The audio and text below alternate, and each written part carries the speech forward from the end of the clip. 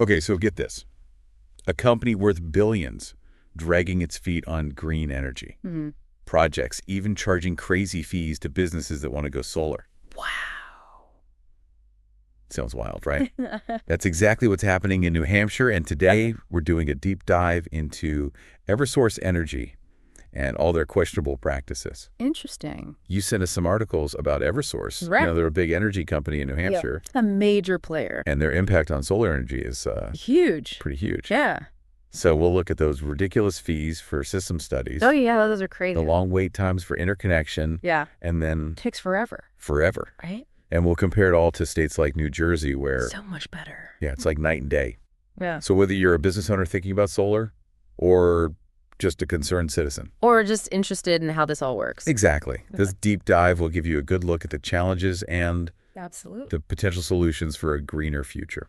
It's fascinating how Eversource tries to present themselves as a leader in green energy. Right, a total disconnect. But the reality is just so different. For sure. It's like they're this giant energy company, $23 billion, Wow.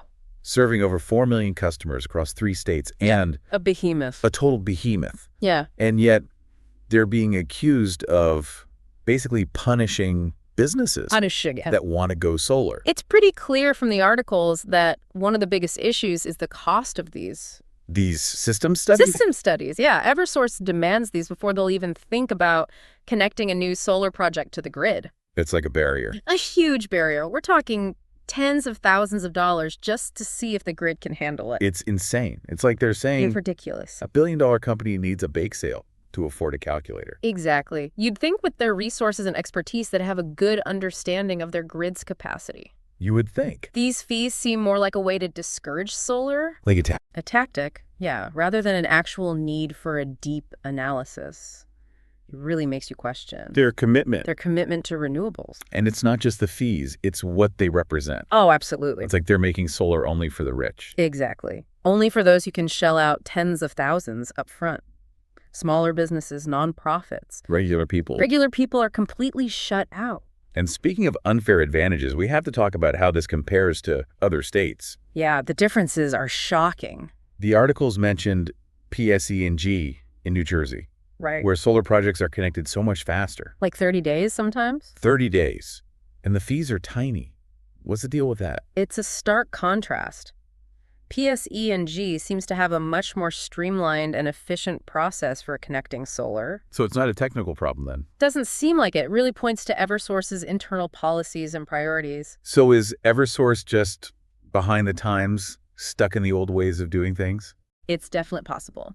The articles also mention Senator Richard Blumenthal, who back in 2022 accused Eversource of putting profits over people. Oh yeah, I remember that. He highlighted how customers were facing huge increases in their electricity bills. While executives were getting massive bonuses. Exactly. It paints a picture of a company that's more worried about their bottom line than embracing clean energy. It makes you wonder if these fees and delays are just a way for them to protect their fossil fuel business.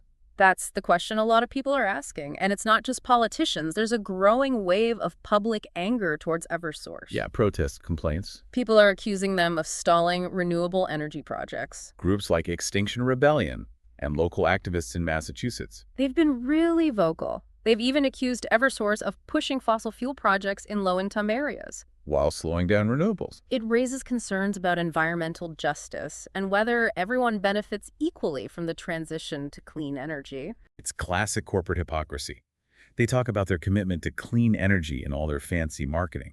But their actions tell a completely different story. This tension between corporate responsibility and profit is a real challenge. It is for many energy companies. They have to answer to their shareholders, but they also have a responsibility to society and the environment. That's where consumers, activists, and policymakers come in. Absolutely.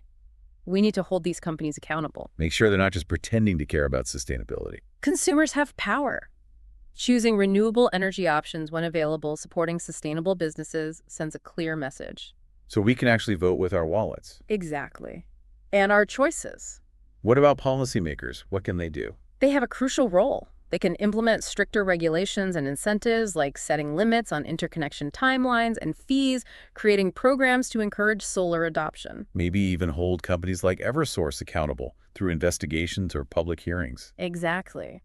The more public awareness there is, the more pressure Eversource will feel to change. It seems like the lack of transparency is fueling a lot of suspicion and distrust. Definitely.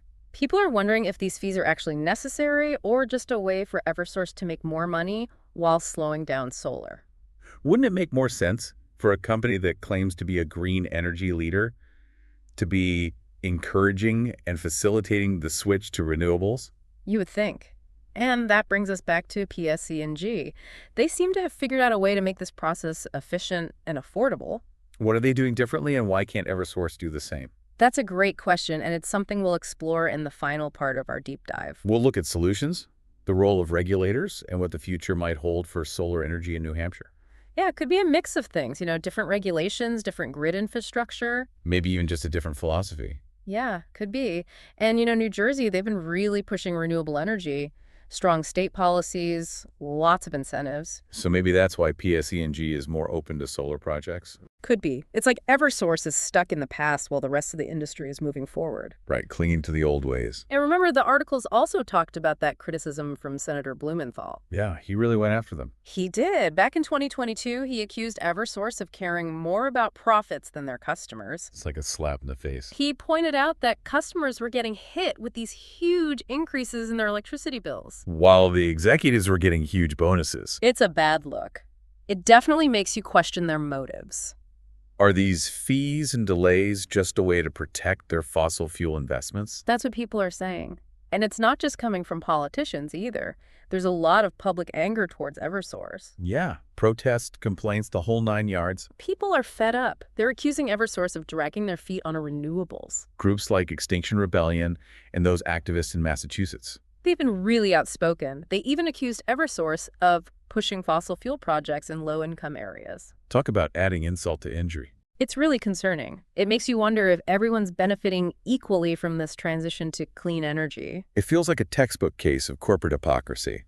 They talk a big game about clean energy, but their actions don't match up. It's a common problem for energy companies. It's a tough balance between responsibility and profit. So what do?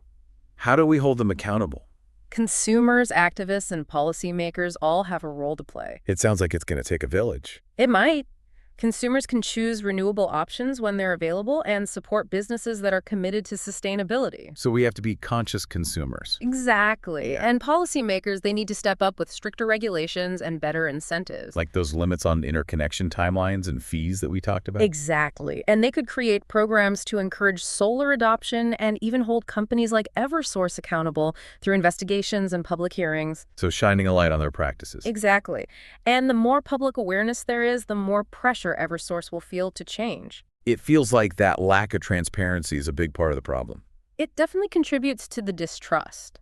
People just don't know if those fees are legitimate or if Eversource is just trying to pad their profits. It's hard to believe a company that claims to be a green energy leader would intentionally slow down the adoption of renewables. You'd think they'd be embracing it, but then you look at PSE&G and how they're handling things. It's like they've cracked the code. What are they doing that Eversource isn't? That's the million-dollar question. All right, so we've seen that Eversource is charging these crazy fees for system studies. Right. And other companies like PSE&G in New Jersey. They're doing things so much better. Yeah, way more efficient and affordable. So how do we fix this? How do we make things fair for solar in New Hampshire? Well, there's no easy answer, unfortunately. No magic wand. No. But there are things we can do. Policymakers could step in and set some stricter rules about those interconnection timelines and fees. Like some kind of cap on the fees. Exactly. Maybe even a standardized fee schedule based on the size of the project. So Eversource can't just charge whatever they want. Right. It's about making the system transparent and predictable. Yeah. And we could also look at incentives. Like those programs they have in New Jersey. Yeah, New Jersey has had a lot of success with financial incentives to get people to switch to solar. Makes sense. Yeah. Give people a reason to go green. New Hampshire could try similar things like tax credits or rebates. Make solar more affordable for everyone. Exactly. Not just the wealthy. But we also need to hold Eversource accountable. Make sure they're not just talking the talk. Right. We need to see some action. So how do we do that? Transparency is key. We could have public hearings investigations. Really put them under the microscope. Exactly. Yeah. And maybe even require Eversource to publicly share data about their interconnection process and fees. So everyone can see what's going on. It's about holding them accountable. And if they're really committed to clean energy, like they say they are, They shouldn't have a problem with transparency. right, it's all about building trust. And ultimately, it comes down to consumers. We the people. The more people know about this, the more pressure they can put on companies like Eversource. So spread the word. Exactly. Let them know we're watching. Okay, so it sounds like we need a multi-pronged approach. We do regulations, incentives, awareness, and a whole lot of consumer activism. It's a battle on multiple fronts. It is. It's not going to happen overnight. But we can make a difference. We can. If we work together and keep pushing for change, we can build a more sustainable future, even if powerful companies try to stand in the way. Well, this deep dive has been eye-opening. It's clear that Eversource's actions raise some serious doubts about their commitment to clean energy. They say one thing but do another. Are they really trying to build a greener future? Or are they just protecting their profits? It's a question we all need to be asking, especially as we become more and more reliant on renewable energy. How do we make sure these big companies do the right thing? How do we hold their feet to the fire? These are the questions we need to keep asking, and we need to keep demanding answers. We can't let them get away with greenwashing. We have to hold them accountable. And on that note, we want to hear from you. Yeah, what do you think? Have you had any experience with Eversource or other energy companies that are dragging their feet on renewables?